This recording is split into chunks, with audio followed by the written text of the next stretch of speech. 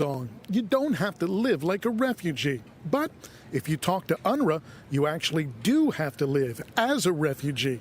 Palestinian-American digital creator Mo Gawi recently went to an UNRWA office in Beirut and said a family member wanted to be taken off UNRWA's list of refugees, having acquired citizenship from Great Britain and no longer in need of UNRWA's recognition or benefits.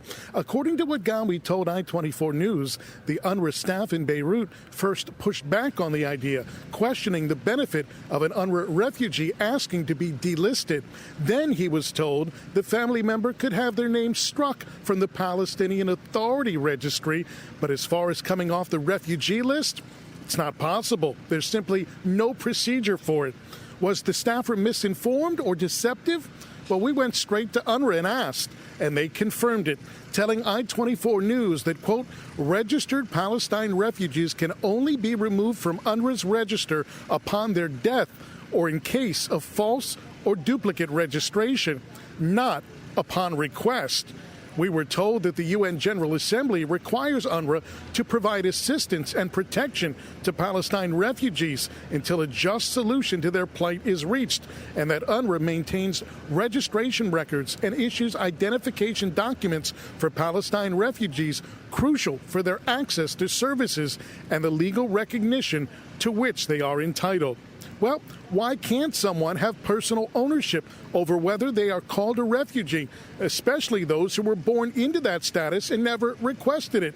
UNRWA told us that global protection principles and privacy standards do not recognize an unqualified right to the erasure of personal data. The personal data of refugees may be deleted when there is no legitimate basis for the processing or where the personal data is no longer necessary for the specified purposes for which it was collected. The best UNRWA could do, we were told, is that it may, in exceptional cases and on the request of the beneficiary, deactivate their profile so that they are no longer actively maintained on the beneficiary list, so that the refugee or any spouse or dependents will no longer be able to directly access health, education, and other humanitarian relief services from UNRWA. However, deactivation of a profile does not affect the underlying registration of that refugee, nor does it change their legal status as a Palestine refugee under international law. Our critics of deactivation of a profile does not affect the underlying registration of that refugee, nor UNRWA have accused the agency of purposefully inflating its refugee rolls for political reasons and for financial reasons. The more refugees, the more aid money that comes in. Gawi told us this is simply another example.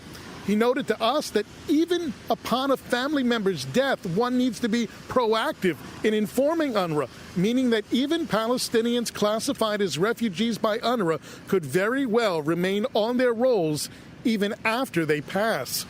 It's important to note that the UN High Commissioner for Refugees, which handles all non-Palestinian refugees globally, also doesn't allow refugees to relinquish their status simply upon request. But it does have specific ways that one can and must drop their refugee status, including acquiring citizenship in a safe country. But if you're an UNRWA refugee, it doesn't matter. You and your children and grandchildren will remain refugees until the UN decides you're not any longer. You simply don't have a choice. Reporting here from the